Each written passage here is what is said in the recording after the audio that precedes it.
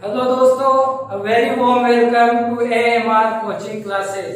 AMR classes में आपका बहुत बहुत स्वागत है। उम्मीद करते हैं इस कोरोना बीमारी के दौर में आप अपने घर पे स्वस्थ होंगे और सुरक्षित होंगे। ज्योग्राफी के बारे में हम बात कर रहे थे, पिछली 4 क्लासेस करीब हो चुकी है और ज्योग्राफी के रास्ते में या ज्योग्राफी की तरफ हम धीरे धीरे बढ़ रहे थे, जो कि हमारी मंजिल का ही है। सब यूं समझ लो कि मंजिल में जाने के लिए तो कई रास्तों में से एक रास्ता है, उसी रास्ते पे मैं आपको लेके चल रहा हूँ। सौरमंडल की हम बात कर रहे थे कल, और सौरमंडल के अंदर सूर्य ग्रहों के बारे में एक सामान्य जानकारी और फिर बुध ग्रह के बारे में हम पढ़ चुके थे। बुध ग्रह के बाद आज हम शुरू करेंगे शुक्र या वीनस के बारे में।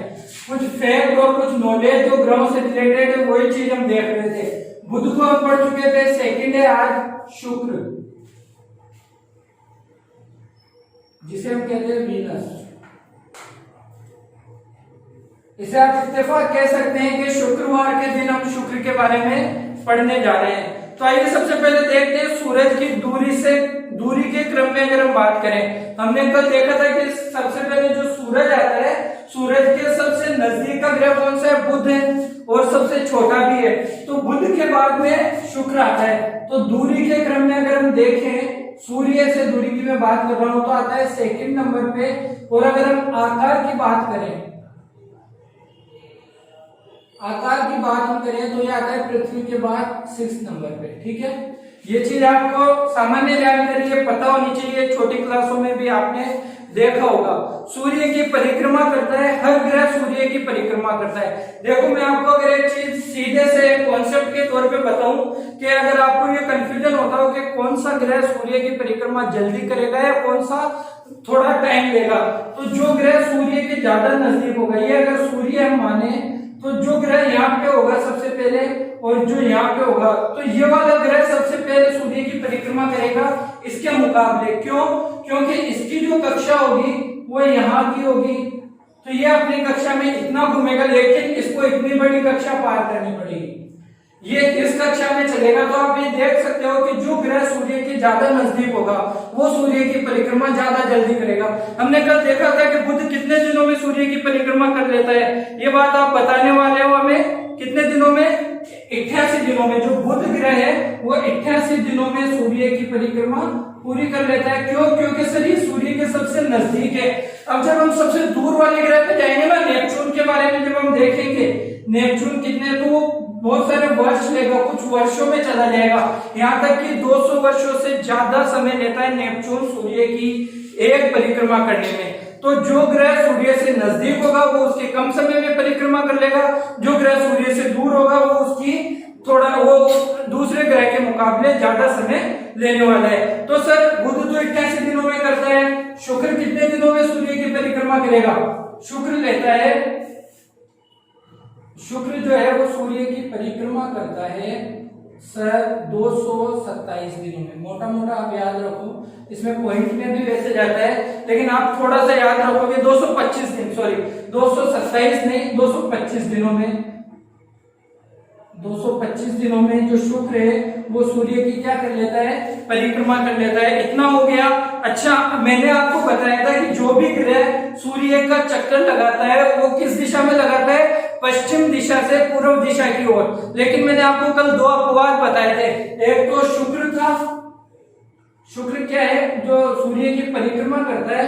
शुक्र सूर्य की परिक्रमा करता है पूर्व से पश्चिम की तरफ, पूर्व से पश्चिम की तरफ। ये बात आपको ध्यान रखनी है। कल मैंने 2 आपको एक अपवाद बताए थे, जो ग्रह सूर्य की परिक्रमा उल्टी तरफ से करते हैं। तो वो इनमें से कौन सा है? शुक्र है। दूसरा आपको याद होगा, धीरे धीरे आगे बढ़ेंगे तो और बात करते हुए चलेंगे। मैंने बताया था दूसरा अरुण था, है ना। तो इसके बारे में कुछ और जानते हैं। सर, व्यास कितना है इसका? इसका व्यास है 12,000। इसका जो व्यास है कितना है? 12,400 या 12,104, 12,104 किलोमीटर। इसका व्यास कितना है? 12,104 किलोमीटर है। सर, सूर्य की परिक्रमा इसने कर ली 225 दिनों से, पूर्व से पश्चिम घूमता है। अपवाद के रूप में आपको पता है। थोड़ी सी इसको बात करते हैं। देखो, इसको इसके कुछ कहते हैं, जैसे इसको इवनिंग स्टार और मॉर्निंग स्टार भी कहते हैं। एग्जाम में कई बार पूछा जाता है कि इवनिंग स्टार और मॉर्निंग स्टार कौन से ग्रह को कहा जाता है, तो इवनिंग स्टार और मॉर्निंग स्टार कहा जाता है शुक्र ग्रह को। ठीक है, इतना आपको पता चल गया। इवनिंग स्टार अगर हम हिंदी में बात करें तो सांझ का तारा और सुबह का तारा, सांझ का तारा और भोर का तारा। ठीक है, ये भी बात हो गई सर। इसी को कहते हैं पृथ्वी की जुड़वा बहन। पृथ्वी की जुड़वा बहन, ट्विन सिस्टर के नाम से कौन कौन से ग्रह जाने जाते हैं, तो शुक्र और पृथ्वी को आपस में क्या कहा जाता है, ट्विन सिस्टर। तो पृथ्वी की जुड़वा बहन किसको कहा जाता है, पृथ्वी की जुड़वा बहन कहा जाता है शुक्र को। सर ये बात आपको आपके नोट्स में शामिल होनी चाहिए, ये सारी बातें जो भी मैं बता रहा हूं। अगर हम इसके वायुमंडल की थोड़ी सी चर्चा करते हैं, इसका वायुमंडल, जब मैंने आपको बताया था बुध के बारे में अगर हम बात करते हैं तो बुध का वायुमंडल था या नहीं था, तो आप कहोगे कि सर आपने कल बताया था कि बुध का कोई वायुमंडल नहीं था, तो इसका है क्या, बिल्कुल इसका वायुमंडल है। तो इसका वायुमंडल कैसा है, इसके वायुमंडल की अगर बात करें, इसके वायुमंडल में 95% से ज्यादा एक गैस पाई जाती है CO2। 95% से ज्यादा जितनी भी गैसें इसके वायुमंडल में पाई जाती है उनमें से 95 से 96%, 96 भी मिलता है हमें, तो कंफ्यूज नहीं होना है, जो भी रहे वो मार्क करके हमें आंसर सही करना है। तो 96-95% जब इसमें CO2 पाया जाता है तो इस वजह से इसको एक और संज्ञा दी जाती है और उपमा दी जाती है, वो होती है प्रेशर कुकर की दशा की तरह दिखने वाला, या ऐसा ग्रह जिसमें प्रेशर कुकर की तरह दशा होती है, तो हम क्या कहते हैं, प्रेशर कुकर दशा ग्रह भी इसको कहते हैं। ऐसा ग्रह जिसकी दशा कैसी है, प्रेशर कुकर की तरह है, तो प्रेशर कुकर दशा ग्रह भी शुक्र को कहा जाता है। एग्जाम की दृष्टि से वेरी वेरी वेरी इंपॉर्टेंट है, तो आप इसको नोट जरूर करेंगे। ठीक है सर।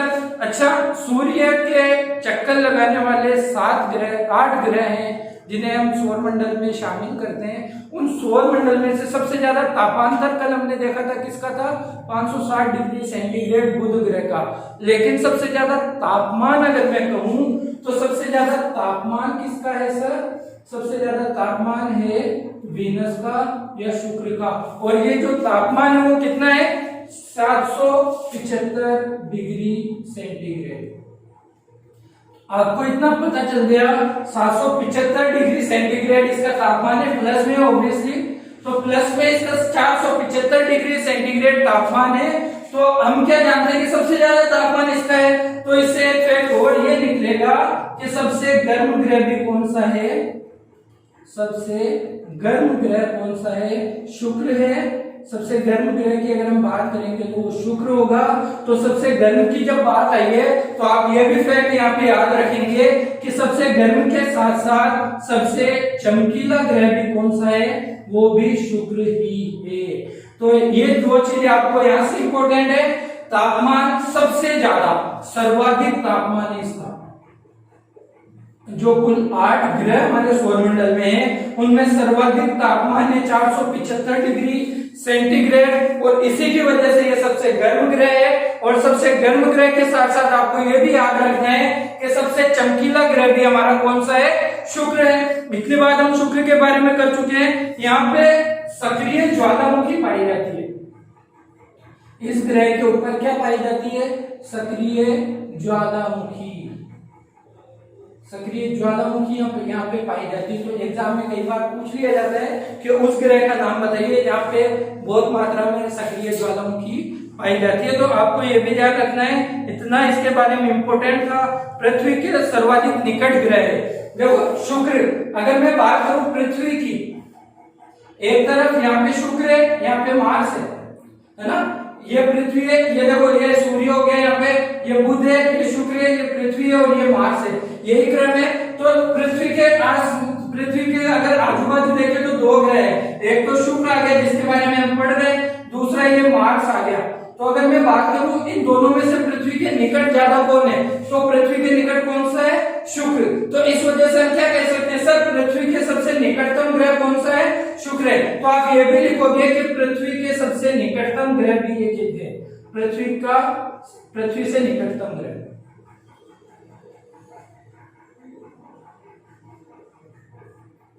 और कितना निकट है? 4 करोड़ किलोमीटर।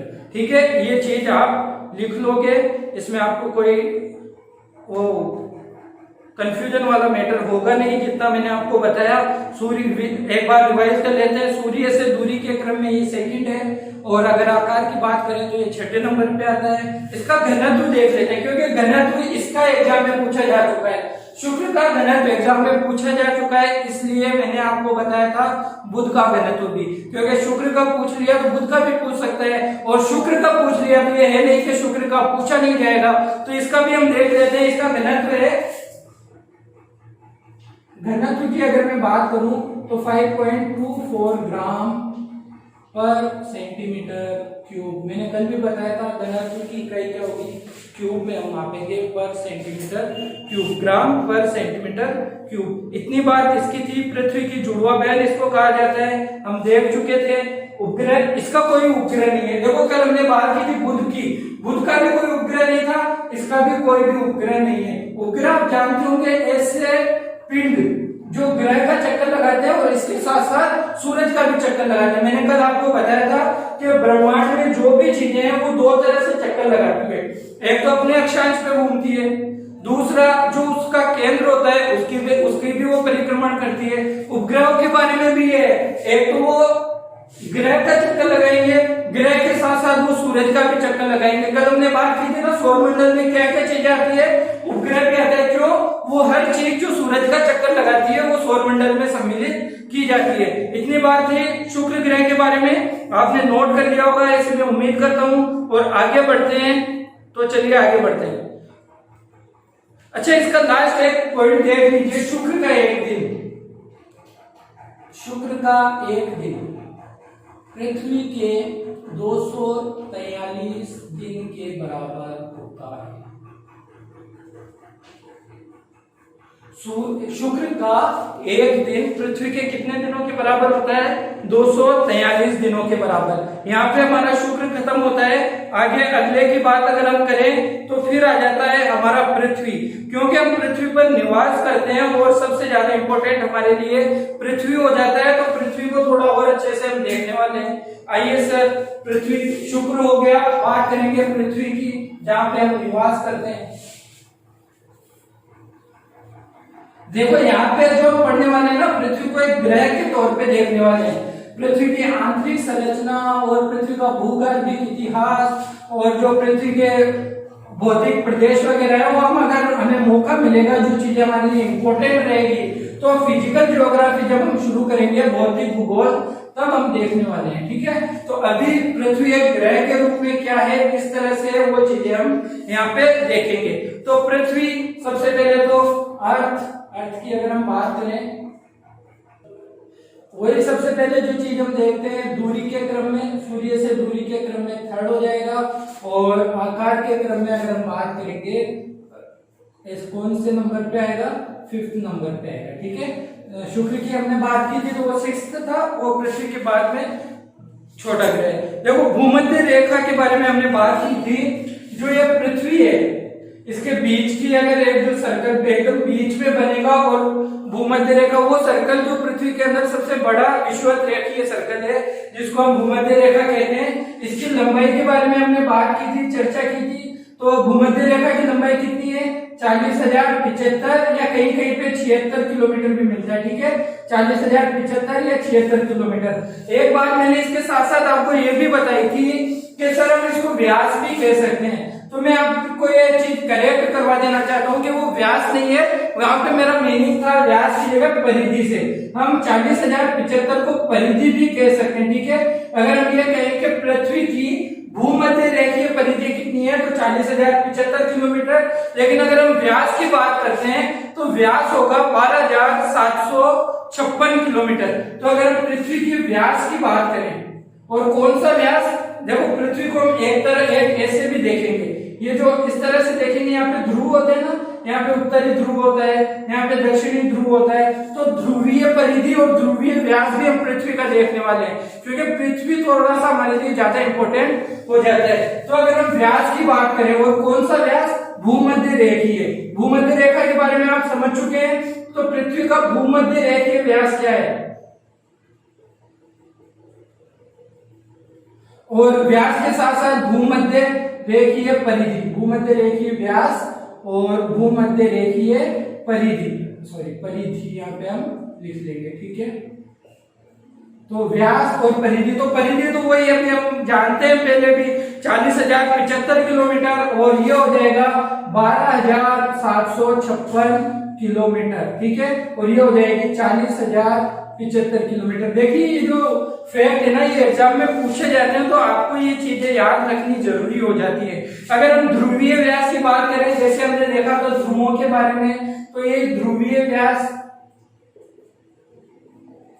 और अगर ध्रुवीय परिधि को भी हम देख ले तो ये कितना हो जाएगा, इसको भी हम देख लेते हैं। ये भी कई बार एग्जाम में ये चीजें आपको ध्यान रखनी है कि ध्रुवीय व्यास पूछ रहा है या भूमध्य रेखीय व्यास पूछ रहा है, और कहीं केवल व्यास की बात आ जाए तो आपको भूमध्य रेखा वाला बताना है। तो अगर हम देखें पृथ्वी का ध्रुवीय व्यास 12,712 किलोमीटर है, 12,712 किलोमीटर, और ध्रुवीय परिधि कितनी है सर, 40,075 यहाँ थी, यहाँ पे 40,008 किलोमीटर, ठीक है, 40,008 किलोमीटर। ये चीज आपको इतनी क्लियर हुई होगी, ऐसे ही मुझे उम्मीद है, ठीक है। अपने अक्ष पर पृथ्वी घूमती है, मैंने आपको बताया था हर चीज दो तरह से घूमती है। तो पृथ्वी अपने अक्ष पर कैसे, कितने देर में घूमती है, 23 घंटे। एनु लिखते हैं ताकि आपको कोई कंफ्यूजन ना रहे। अपने अक्ष पर जो घूर्णन करती है, अपने अक्ष पर घूर्णन करती है, और एक करती है सूरज की परिक्रमा करती है ना। तो ये दो चीज होती है, एक तो सूर्य की परिक्रमा और एक अपने अक्ष पर घूमती है। तो इनका क्या मैटर है सर, 23 घंटे 56 मिनट और 4 सेकंड। जो अपने अक्ष पे घूमती है 23 घंटे, यहाँ पे आवर्स लिख देता हूं, 56 मिनट और एम और 4.09 सेकंड होता है, 09 सेकंड। इसको केवल हम 4 सेकंड भी याद करेंगे तो भी कोई दिक्कत वाली बात नहीं है। तो 23 घंटे 56 मिनट और 4 सेकंड में पृथ्वी अपने अक्ष पर एक बार घूमती है। इसी को हम दिन कहते हैं। आपको पता होगा, हमने दिनों के बारे में बात की थी कि कोई भी ग्रह जब अपने अक्ष पे एक चक्कर लगा देता है तो उसका एक दिन होता है। तो पृथ्वी का एक दिन हम कितने घंटे का मानते हैं, 24 घंटे का मोटा मोटा मानते हैं, ताकि कोई कंफ्यूजन नहीं रहे। लेकिन साइंटिफिकली देखें और ये देखें तो 23 घंटे 56 मिनट और 4 सेकंड का एक ग्रह एक दिन पृथ्वी पर होता है। ये चीज आपको पता है। फिर आप देखोगे सर सूर्य की परिक्रमा कितने दिन में करती है, सूर्य की परिक्रमा करती है 365.26 डेज में, 365.26 डेज। तो 365 दिन, आपको पता होगा हर 4 साल के बाद हमारा जो फरवरी का मंथ होता है वो 29 का होता है। क्यों? क्योंकि ये जो 26 मिलके 4 सालों में ये एक दिन पूरा बन जाता है। ये 1/4 दिन जो है, दिन का चौथा हिस्सा है, वो 4 सालों के अंदर एक पूरा दिन बन जाता है। तो एक दिन बढ़ा दिया जाता है फरवरी मंथ में। तो यही रीजन है। तो सूर्य की परिक्रमा करती है तो 1 साल बन जाता है, अपने अक्ष पर एक बार घूमती है तो एक दिन बन जाता है। ठीक है, किसी भी ग्रह के बारे में हम ये कह सकते हैं, जब वो अपने अक्ष पे एक चक्कर करती है, घूम पूरा कर लेती है, तो उसका एक दिन हो जाता है। और जब वो सूरज का एक पूरा चक्कर कर लेती है तो उसका एक वर्ष हो जाता है। तो पृथ्वी का एक दिन कितने घंटों का होता है? 23 घंटे 56 मिनट 4 सेकंड का। और पृथ्वी का एक वर्ष, या मैं कहूँ सूरज की परिक्रमा कितने टाइम में करती है? तो 365.26 डेज में सूरज की एक परिक्रमा ये पूरी कर लेती है। ठीक है, ये चीज आपको पता है कि पृथ्वी अपने अक्ष पर झुकी हुई है। कितने डिग्री है सर? 23 डिग्री 5 मिनट या 35 मिनट कह सकते हैं, या यूं लिखो 23.5 डिग्री, 23.5 डिग्री। ठीक है, पृथ्वी अपने अक्ष पे कितनी झुकी हुई है? 23.5 डिग्री झुकी हुई है। पृथ्वी का एक उपग्रह है, नेचुरल सैटेलाइट हम कहते हैं, हालांकि कृत्रिम सैटेलाइट जो हम कहते हैं सैटेलाइट, वो तो काफी भेजे जा चुके हैं। आपको पता है अंतरिक्ष कचरे के नाम से आपने एक कॉन्सेप्ट सुना होगा, आए दिन करंट अफेयर्स का विषय रहता है। जब हमने मिशन शक्ति कंप्लीट किया था अपना, तब भी ये मुद्दा उठा था कि अंतरिक्ष के अंदर पृथ्वी जो आकाश कचरा है, अंतरिक्ष कचरा जो है वो निरंतर बढ़ता जा रहा है, उसके बारे में भी हमें सोचना चाहिए। तो वो एक अलग चीज है। लेकिन अगर हम नेचुरल सैटेलाइट की बात करें तो पिछले 2 ग्रहों के बारे में हमने देखा था, बुध और शुक्र दोनों का कोई उपग्रह नहीं था, लेकिन पृथ्वी का एक उपग्रह है, पृथ्वी का एक उपग्रह है, नेचुरल सैटेलाइट है, जिसे हम क्या कहते हैं, चंदा मामा। क्या कहते हैं, चंद्रमा हम जिसे कहते हैं। तो ये एक नेचुरल सैटेलाइट पृथ्वी का है। पृथ्वी से कितनी दूर है चंद्रमा? 3,84,000 किलोमीटर, 3,84,000 किलोमीटर दूर है पृथ्वी से दूरी। ठीक है, ये चीज आपको याद होनी चाहिए। अगर आप ज्योग्राफी पढ़ रहे हो तो हर एक चीज, हर एक डायमेंशन से आपको ज्योग्राफी को देखना पड़ेगा, जैसे भी हम इसको देख सकते हैं। सूर्य से औसत दूरी कितनी है? मैंने आपको बताया था जब सूरज भी पढ़ाया था, तो सूरज पृथ्वी से कितनी औसत दूरी है? करीब करीब 15 करोड़ किलोमीटर है। तो यहाँ पे बार बार लिखने का कोई सेंस नहीं है मेरे हिसाब से, लेकिन अगर आप याद रखना चाहें तो लिख सकते हैं कि सूरज से पृथ्वी की औसत दूरी है वो 15 करोड़ किलोमीटर है। आपको ये पता होगा कि हमारी पृथ्वी एकमात्र ऐसा ग्रह है जिसपे प्रत्यक्ष तौर पर जल मिलता है, और जब ये जल होने के कारण आपको ये भी पता है कि इसके कितने 1/3 भाग पे, करीब 1/3 भाग पे इसके जल की जो है वो मात्रा है। तो इसी वजह से हम इसको नीला ग्रह भी कहते हैं। जल की वजह से, जल होने के कारण इसको क्या कहते हैं? जब हम अंतरिक्ष से इसको देखते हैं तो इसको नीला ग्रह भी कहा जाता है। ये चीज आपको शायद पहले से पता भी हो, नहीं पता हो तो आप इसको नोट करेंगे। सूरज का प्रकाश जो पृथ्वी पर पहुंचता है कितना टाइम लेता है sir? 8 minute 20 second, 8 minute 20 second का समय लगता है सूरज और पृथ्वी को, सूरज की रोशनी पृथ्वी तक पहुंचने में। तो देखो हमने एक कॉन्सेप्ट पे बात की थी, लाइट ईयर। ऐसी वो दूरी जो 1 वर्ष के अंदर लाइट तय करती है। अब आप एक थोड़ा सा सोचने वाली बात है, पृथ्वी और सूरज की दूरी कितनी है सर? करीब करीब 15 करोड़ किलोमीटर आपने बताया। तो जो सूरज की दूरी से, सूरज से 8 मिनट और सिर्फ 20 सेकंड लगते हैं पृथ्वी पर प्रकाश को आने में, तो सोचो कि 15 करोड़ किलोमीटर की दूरी को जो लाइट है वो कितनी देर में पूरी कर लेती है? सिर्फ 8 मिनट में। तो 1 वर्ष में कितनी दूरी करेगी? तो ठीक है, ये बहुत बड़ी इकाई है जो दूरी की हम कहते हैं प्रकाश वर्ष को। तो ठीक है, ये बात हो चुकी है। अब हम जानते हैं कि पृथ्वी का जो 71%, इसका 71% बात क्या है? जल है, और बाकी 29% को मोटा मोटा मानते हैं कि क्या है? धरती है या लैंड है।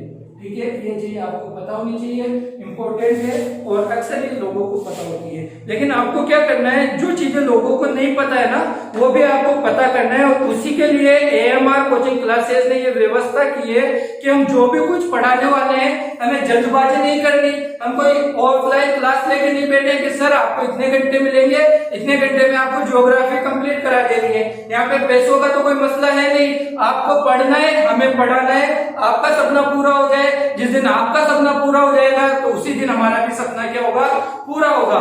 तो ठीक है, उसी से लेके हम चलते हैं, हर एक कॉन्सेप्ट को हम लेके चलते हैं। तो पृथ्वी के बारे में लगभग हम बात कर चुके हैं। पृथ्वी के चंद्रमा की थोड़ी सी हम बात यहाँ पे कर लेते हैं। तो चांद की हमने बात की सर, इसको साफ करके शुरू से ही करते हैं। चंद्रमा के बारे में, चंदा मामा जो है कि पृथ्वी का भाई है, उस हिसाब से हम चंदा मामा कहते हैं। हालांकि ये कॉन्सेप्ट साइंस वगैरह नहीं मानता, लेकिन भारतीय संस्कृति कुछ ऐसी है कि हर चीज में कुछ ना कुछ रिश्ता ढूंढ ही लेते हैं हम लोग। तो ठीक है, चंदा मामा के बारे में थोड़ी सी बात कर लेते हैं। यार आपका मामा हो और आपको उसके बारे में कोई बात पता नहीं हो तो ये तो शर्म वाली थोड़ी सी बात महसूस होती है। तो ये चंद्रमा के बारे में कुछ हम बात कर लेते हैं। चंद्रमा,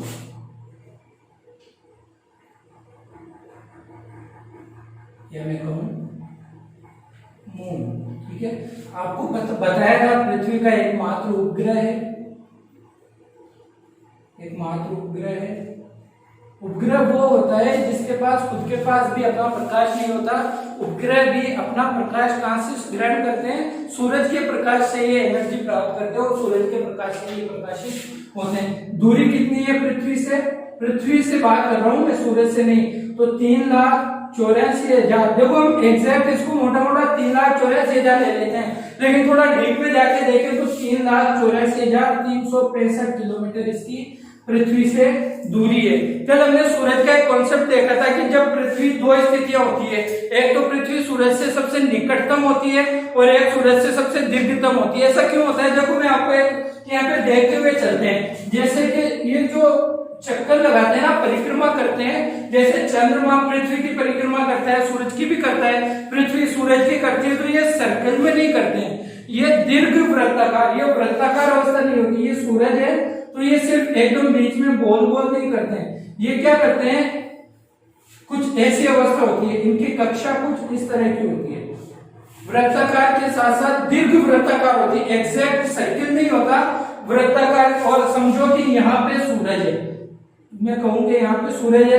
तो घूमती घूमती पृथ्वी एक बार तो यहाँ आ जाएगी अपनी कक्षा में, एक बार यहाँ आ जाएगी। सूरज को हम यहाँ नहीं मानेंगे, सूरज को हम यहाँ मान लेते क्योंकि ये चक्कर ही तो काटती है इसका।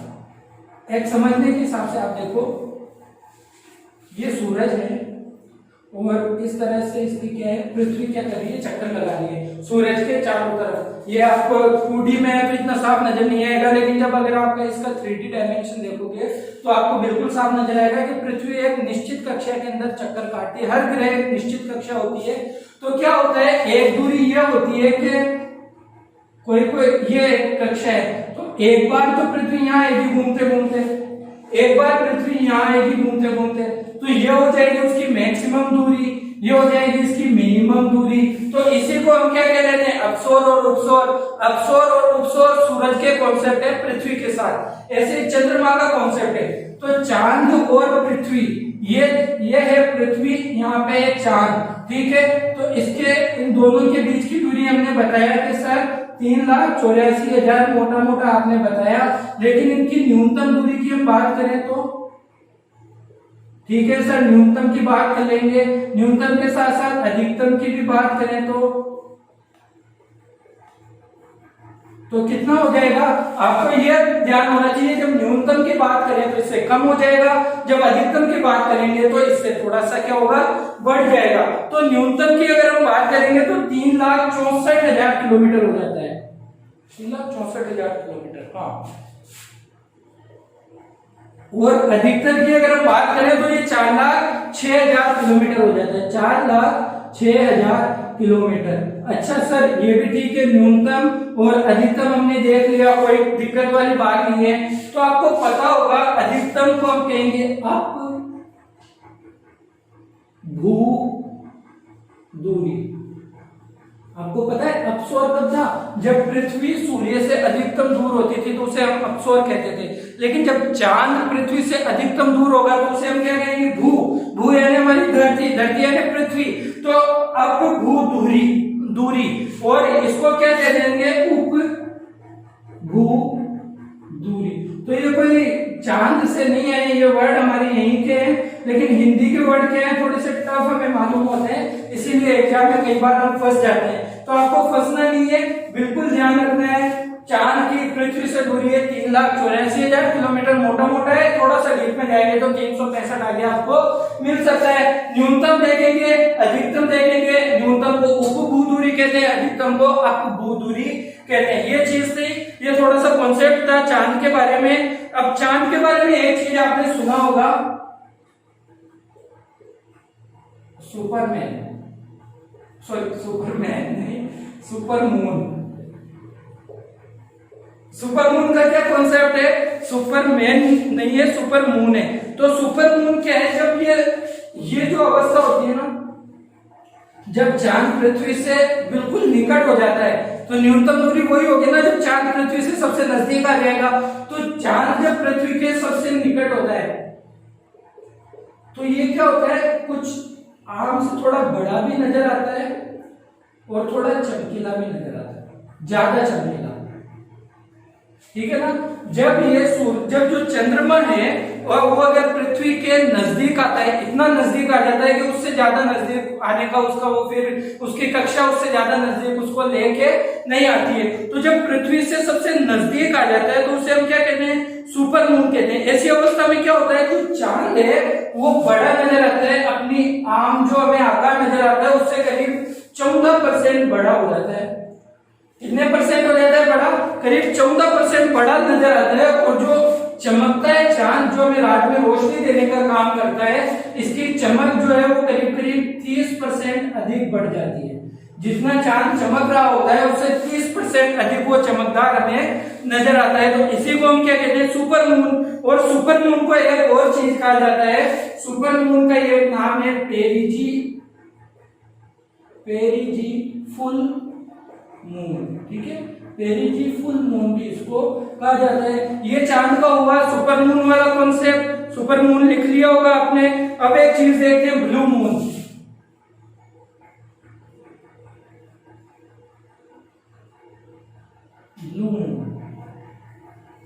तो आपको लगता होगा कि सर सुपर मून में ठीक है थोड़ा बड़ा नजर आता है, थोड़ा ज्यादा चमकीला नजर आता है, तो ये भी हो सकता है कि ब्लू मून के अंदर चांद कैसा हो जाता है, नीला हो जाता होगा।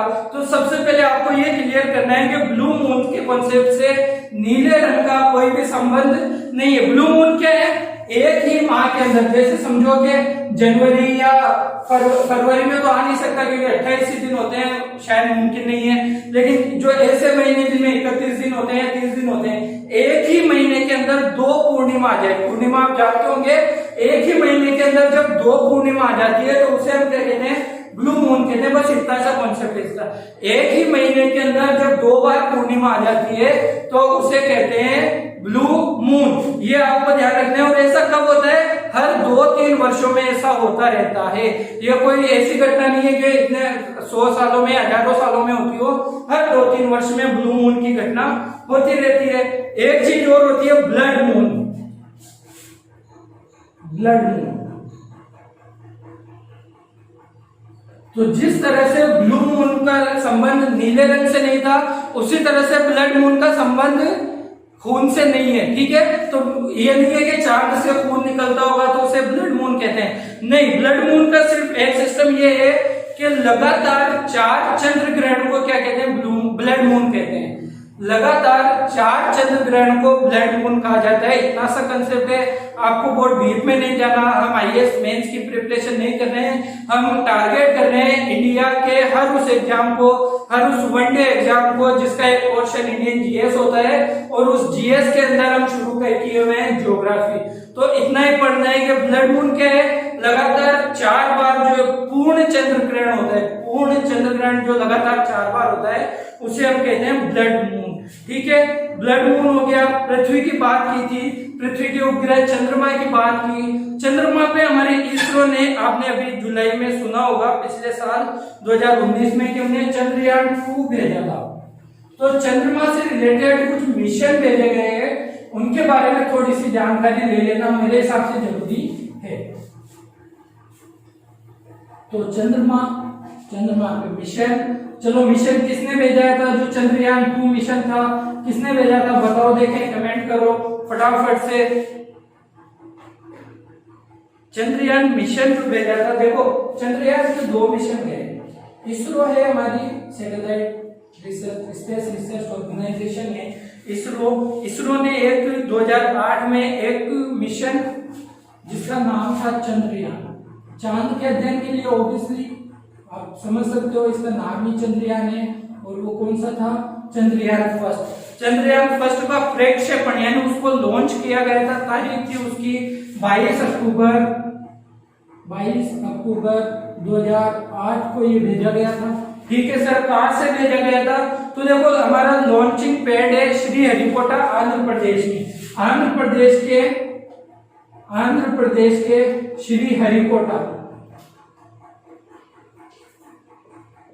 श्रीहरिकोटा से उसे लॉन्च किया गया था। और जहां से लॉन्च किया गया था उसका नाम है सतीश धवन प्रक्षेपण केंद्र। ठीक है, सतीश धवन प्रक्षेपण केंद्र से हमने उसको किया था। अब सर कौन सी रॉकेट के द्वारा भेजा था ये भी पूछ लिया जाता है। हालांकि अब चंद्रयान 2 आ गया तो ये इतना इंपॉर्टेंट नहीं कहा जाता, फिर भी आप लिख लो PSLV C11X से भेजा था। रॉकेट कौन सा था?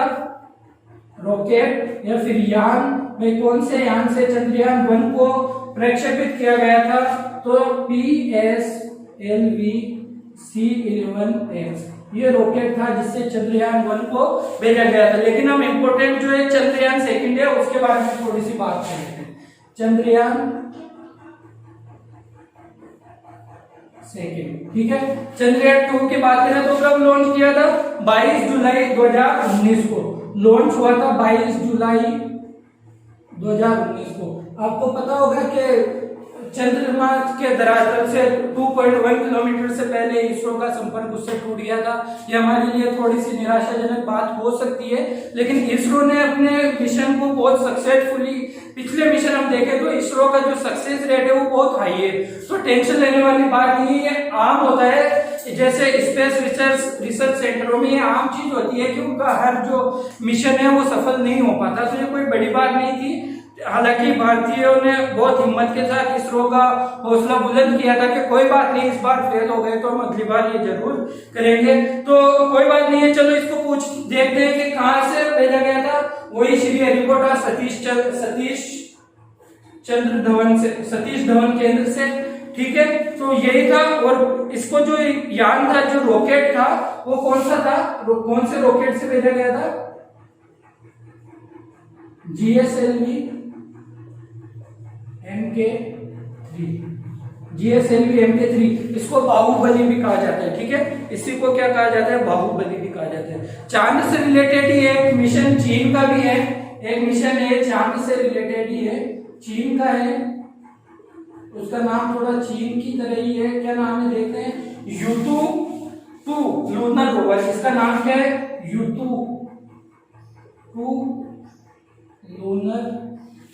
Lunar rover.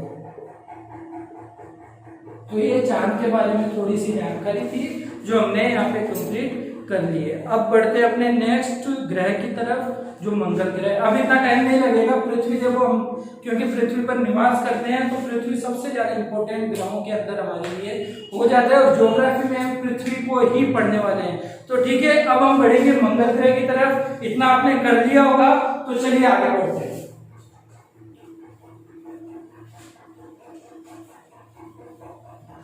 बाकी किसी भी उपग्रह की हमें ज्यादा बात करनी नहीं है, बस फटाफट ग्रहों को देखना है और आगे बढ़ते जाना है। मंगल ग्रह की बात करेंगे। मंगल ग्रह मार्स कह देते हैं, ठीक है। तो वही दूरी के क्रम में क्या है? 4 है। और आकार में कितना है सर? आकार में 7, ठीक है। आकार में कितना है? 7 है। व्यास कितना है? इसका व्यास की अगर मैं बात करूं तो कितना है? 6794 किलोमीटर इसका व्यास है। लिख लो, 6794 किलोमीटर इसका व्यास है। सूर्य की परिक्रमा कितने में करता है?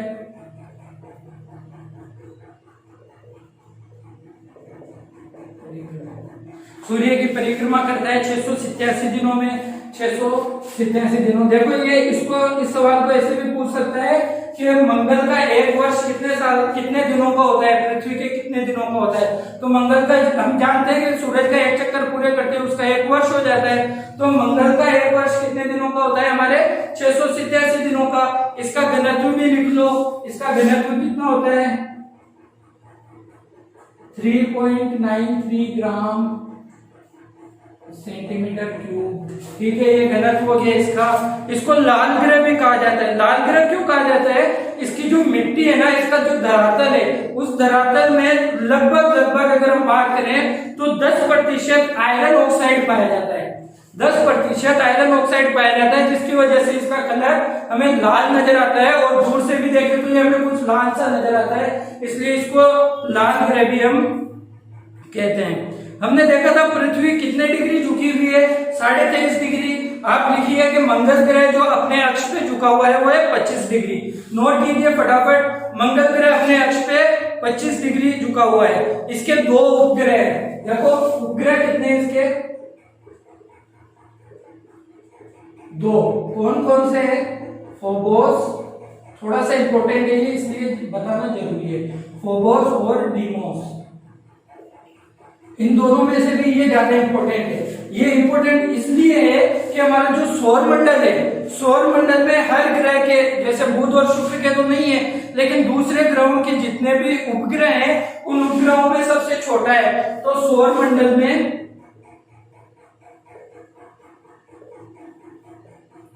सबसे छोटा उपग्रह,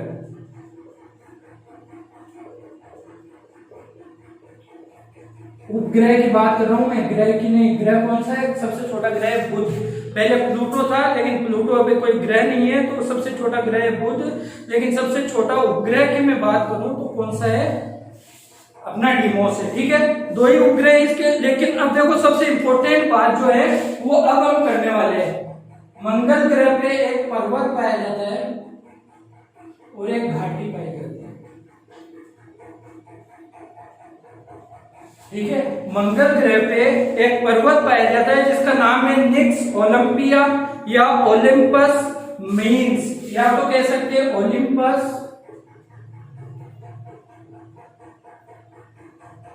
ओलिम्पस मीन्स। एक दूसरा इसका नाम है निक्स ओलंपिया, निक्स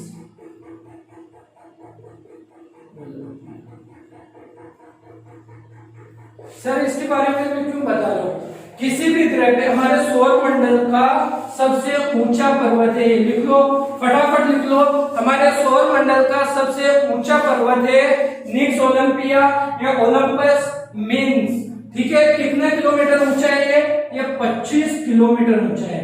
हमारा जो माउंट एवरेस्ट है ना, जिसे पृथ्वी का सबसे ऊंची जगह मानते हैं, वो है 9 किलोमीटर, मोटा मोटा 8,850 मीटर उसकी लंबाई है, तो 9 किलोमीटर। लेकिन ये करीब उससे 3 गुना ज्यादा ऊंचा है। तो आप सिर्फ अंदाजा लगाओ, सिर्फ अपने ख्यालों में सोचो कि ये कितना ऊंचा होगा।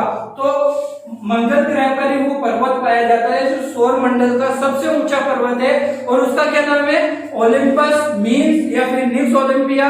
कितने किलोमीटर ऊंचा है, 25 किलोमीटर ऊंचा है। ठीक है, एक घाटी भी इसकी मिलती है, एक घाटी भी मिलती है जो उसका नाम है मेरीनेरिस घाटी, मेरीनेरिस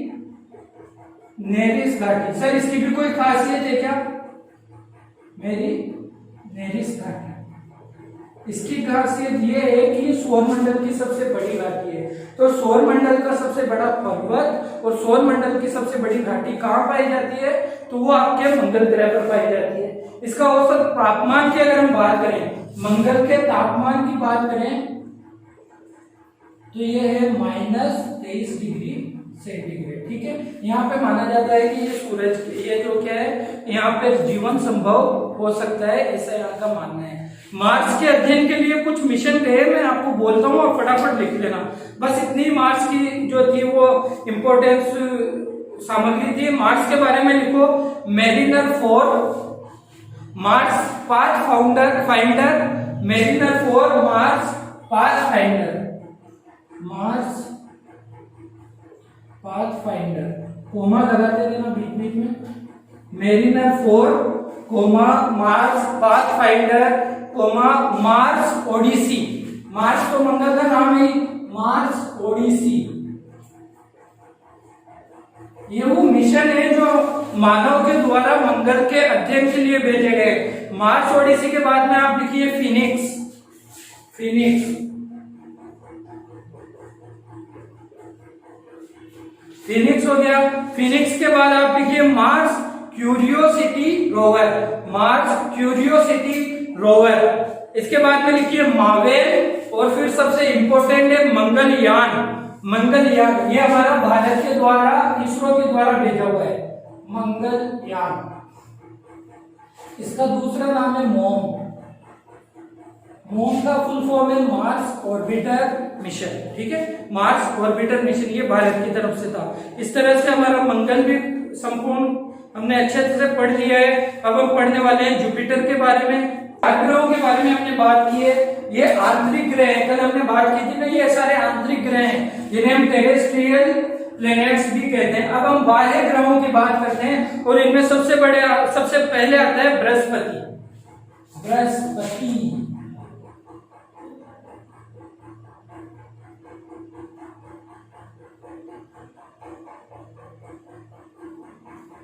क्या कहते हैं इसको?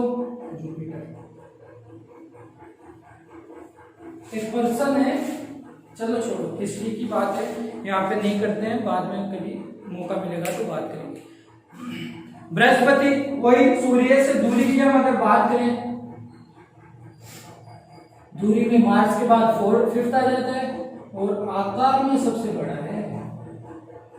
आकार में क्या है? फर्स्ट है, सबसे बड़ा। अगर हमारे सौरमंडल के ग्रहों की बात करें तो सबसे बड़ा क्या है? ये आकार में सबसे बड़ा ग्रह है। इसका व्यास कितना है? इसका व्यास है 1,42,800 किलोमीटर। इसके व्यास की मैं बात करूं तो 1,42,800 किलोमीटर इसका व्यास है। इंपॉर्टेंट चीज है, लिख लो, क्योंकि सबसे बड़ा ग्रह है तो व्यास पूछ सकता है। ठीक है, अपने अक्ष पर सबसे तेज घूर्णन करने वाला ग्रह है। अपने अक्ष पर, जैसे हमने देखा पृथ्वी अपने अक्ष पर कितने घंटे में घूमती है? 23 घंटे 56 मिनट 4 सेकंड में। ये अपने अक्ष पर कैसे कितनी देर में घूमता है? 9 घंटे 55 मिनट में। तो अपने अक्ष पर सबसे तेज घूर्णन करते हैं।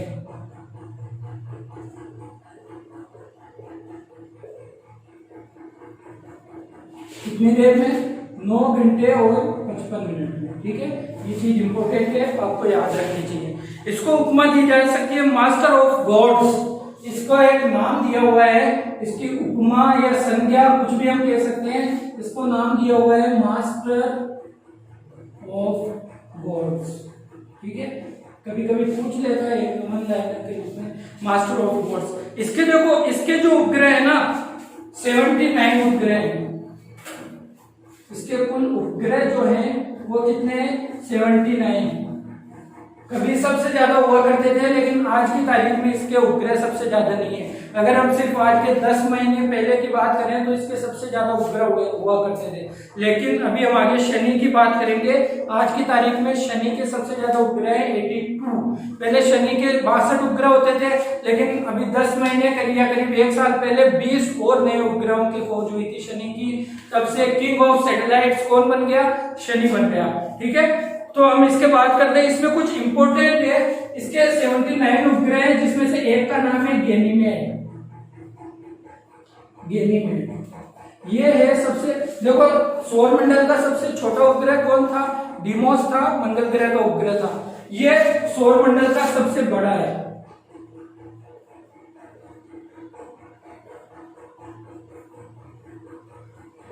सबसे बड़ा उपग्रह। ठीक है, सौरमंडल का सबसे बड़े ग्रह के पास सबसे बड़ा उपग्रह है, ये याद रखना। ठीक है, कंफ्यूज होने की जरूरत नहीं है। सबसे बड़े ग्रह का उपग्रह सबसे बड़ा है सौरमंडल में। जो ग्रह सौरमंडल का सबसे बड़ा है उसी का उपग्रह सौरमंडल का सबसे बड़ा उपग्रह है। गैनीमेड इसका नाम है। इसके और तो कुछ दूसरे इंपोर्टेंट उपग्रहों की बात करूं तो आप लिखिए, एक उपग्रह है आयो। मारवाड़ी में हम आने के लिए कहते हैं ना कोई आयो। दूसरा है यूरोपा, तीसरा है कैलिस्टो, चौथा है अलमथिया। ये सब इसके उपग्रह के नाम है, अलमथिया। पांचवा लिखिए पारसी 5। छठा लिखिए हिमालय जो ये हम हिमालय पर्वत की बात करते हैं अगर हम पृथ्वी के संदर्भ में देखें, लेकिन अगर हम बृहस्पति के संदर्भ में देखेंगे तो हिमालय क्या है? बृहस्पति का एक सैटेलाइट है, नेचुरल सैटेलाइट है। फिर लास्ट लिखिए मैटिस। ठीक है, इसका तापमान की बात अगर हम करें, इसका तापमान कितना है? तो तापमान इसका -123 डिग्री सेंटीग्रेड तापमान इसका लिख लीजिए। वायुमंडल में, इसके वायुमंडल में हल्की गैसें पाई जाती है। कौन कौन सी? इसके वायुमंडल में जो गैसें पाई जाती है उसका नाम लिखिए, हाइड्रोजन, हीलियम, मीथेन और अमोनिया। ये हल्की गैसें इसके वायुमंडल में ज्यादा पाई जाती है।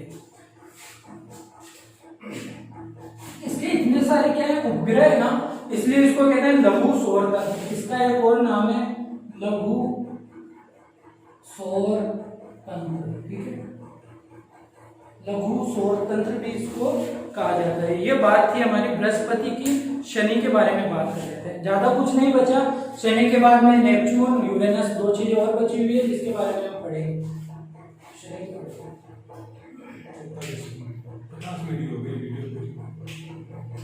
कर दो यार, दो बचे, फिर सोमवार से नई चीज शुरू करेंगे। 50 मिनट हो गए, देख लो। 1 घंटा तो हो गया। ठीक है, कर दो आज 1 घंटा।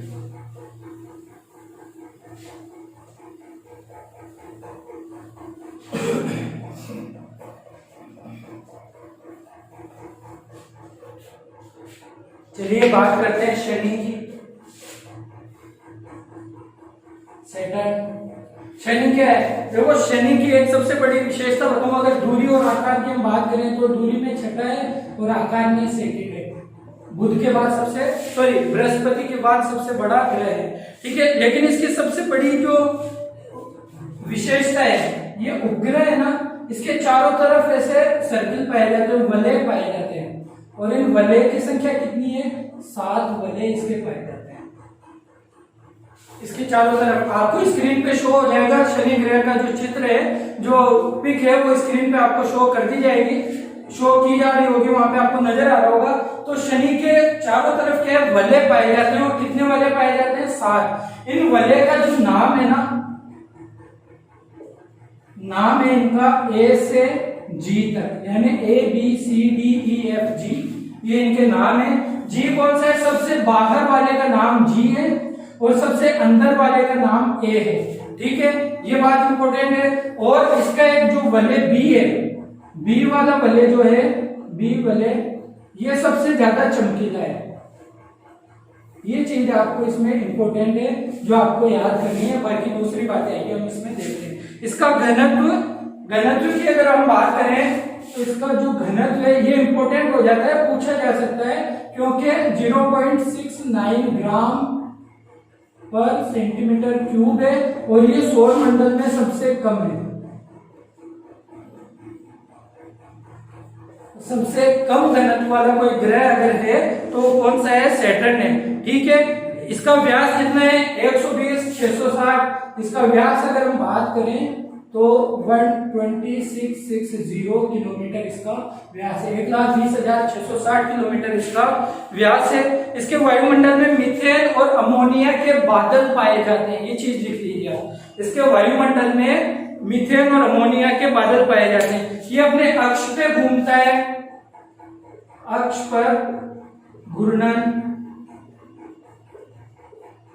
कितने घंटे में करता है? और सूर्य की परिक्रमा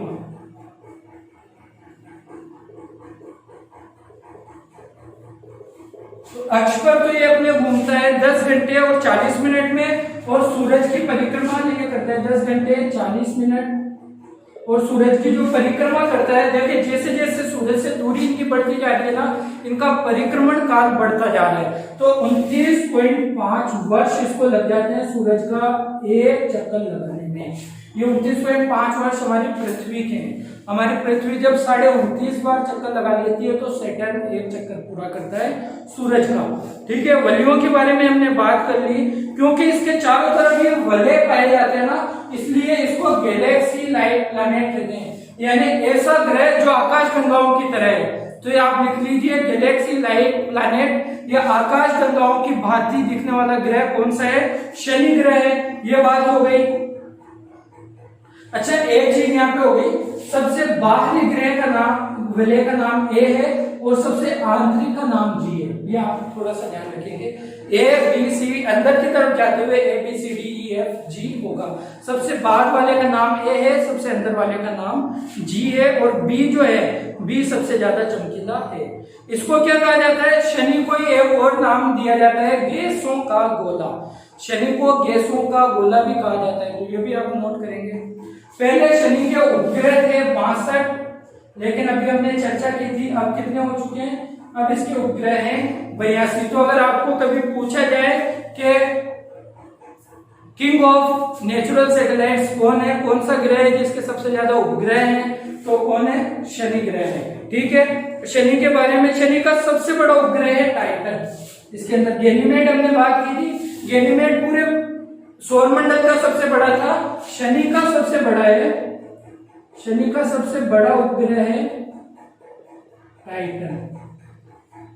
ठीक है, ये इंपॉर्टेंट है, थोड़ा सा याद रखिए आप। आगे इसके, और ये ऐसा उपग्रह है जिसके पास खुद का वायुमंडल है, सौरमंडल का एकमात्र ऐसा उपग्रह है इसके पास अपना खुद का क्या है, वायुमंडल है। आगे कुछ इंपॉर्टेंट उपग्रहों के नाम मैं बता रहा हूं जो शनि के हैं, आप लिखिए रिया, रिया, रिया, काफी हाईलाइट रहा है ये नाम आजकल जब से सुशांत सिंह राजपूत केस आया है, रिया। अगला नाम लिखिए इयोपेट्स, इयोपेट्स,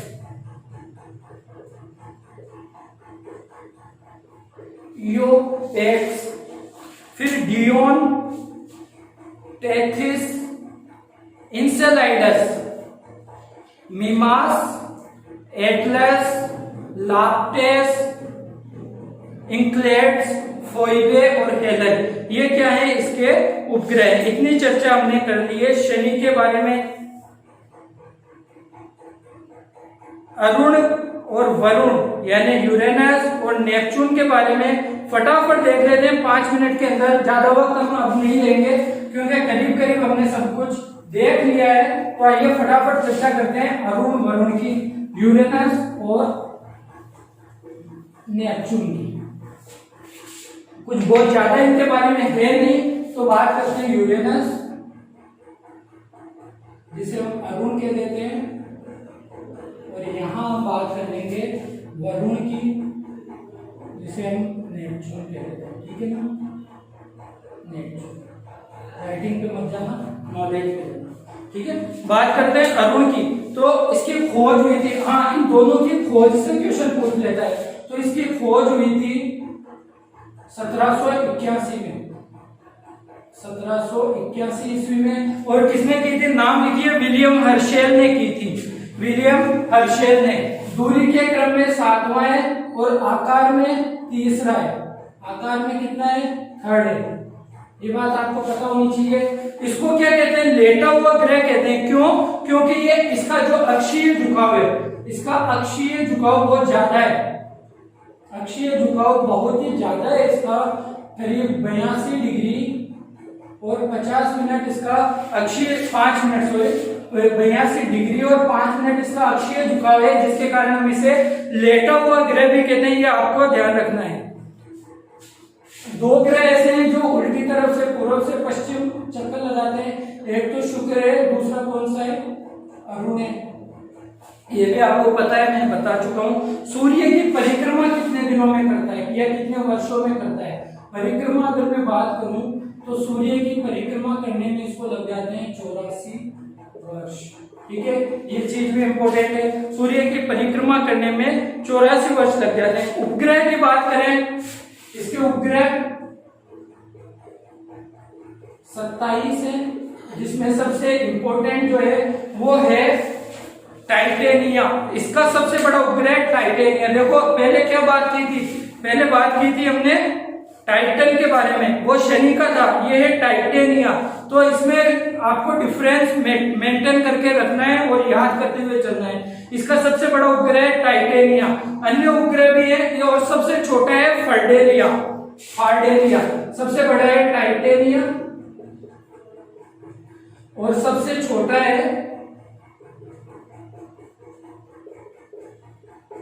फार्डेलिया। ये इसमें इंपॉर्टेंट चीज है। ठीक है, ये इसकी बात हो गई। दूरबीन से अगर हम इसे देखेंगे ना तो हैरी डिस्क जैसा हमें ये नजर आता है, ये चीज भी आप नोट कर लेंगे। दूरबीन से देखने पर हैरी डिस्क के जैसा नजर आता है। हमने शनि के बारे में बात की थी कि उसके चारों तरफ 7 वलय पाए जाते थे और इसके चारों तरफ 5 वलय पाए जाते हैं। इसके चारों तरफ 5 वलय पाए जाते हैं। इनका नाम लिखिए, 5 वलय का नाम लिखिए, अल्फा, बीटा, गामा, डेल्टा और एप्सिलॉन, इन पांचों के नाम जो है epsilon, alpha, beta, gamma, delta और एप्सिलॉन, इन पांचों के नाम है। फटाफट वरुण की बात कर लेते हैं। सबसे लास्ट में आता है, दूरी में 8th नंबर पे है और आकार में 4th नंबर पे, ठीक है। दूरी में 8 है, आकार में 4th है। इसकी भी खोज किसी ने की थी, इसकी खोज हुई थी जोहान गाले, एक वैज्ञानिक है, इसकी खोज की थी जोहान गाले ने, ठीक है ना। जोहान गाले ने इसकी खोज की थी। ये अपने अक्ष पर झुका हुआ है, इसका जो अक्षीय झुकाव है करीब करीब 29 डिग्री कह सकते हैं, 28 डिग्री और 48 मिनट। और इसका तापमान है -228 डिग्री सेंटीग्रेड, ठीक है। आज की क्लास कुछ लंबी हो गई, लेकिन ये जरूरी था तो मैंने सोचा कि आज करवा लेते हैं। अरुण की बाती ये हरे रंग का नजर आता है, जब इसको भी हम दूरबीन से देखेंगे तो ये भी क्या होगा, हरे रंग का नजर आएगा। और इसके उपग्रह हैं 14, जिसमें सबसे बड़ा उपग्रह है ट्राइटन। उपग्रह कितने हैं? 14। और सबसे बड़ा कौन सा है? ट्राइटन। तो ये टाइटेनिया और ट्राइटन में आपको पूरा फर्क करना है। और यही था आज का इंपॉर्टेंट जो लेक्चर था। आज का लेक्चर यहीं रखेंगे। प्लूटो के बारे में हम नेक्स्ट लेक्चर में शुरू करेंगे। थोड़ी सी बात प्लूटो की करनी है, कुछ फैक्ट्स आपको बताने हैं, उसके बाद में हम बढ़ेंगे अक्षांश और देशांतर की तरफ। तो आज का लेक्चर यहीं रखते हैं। थोड़ा सा लंबा हो गया, लेकिन जरूरी था तो मुझे लगा कराना चाहिए। अगर आपको कोई प्रॉब्लम होती है तो आप हमसे जुड़ सकते हैं, कमेंट में अपने डाउट बताइए, आपके डाउट क्लियर किए जाएंगे। जल्दी किसी भी प्लेटफॉर्म का लिंक आपके डिस्क्रिप्शन में डाल दिया जाएगा, जहाँ पे आप हमसे डाउट अपने क्लियर कर सकते हैं। इसके अलावा हमारे चैनल को सब्सक्राइब कीजिए, कंटिन्यू जुड़े रहिए, ताकि आपकी जो प्रिपरेशन है उसमें किसी तरह की बाधा उत्पन्न ना हो और लगातार हम अपने मंजिल की तरफ अपना सफर जारी रख सकें। तो इसी के साथ आज हम यहीं पे खत्म करेंगे। Thank you very much. Stay safe, stay home, और कोविड-19 से बचने के लिए स्टे सेफ और स्टे होम होना जरूरी है। Thank you very much. यहीं खत्म करते हैं। Thank you.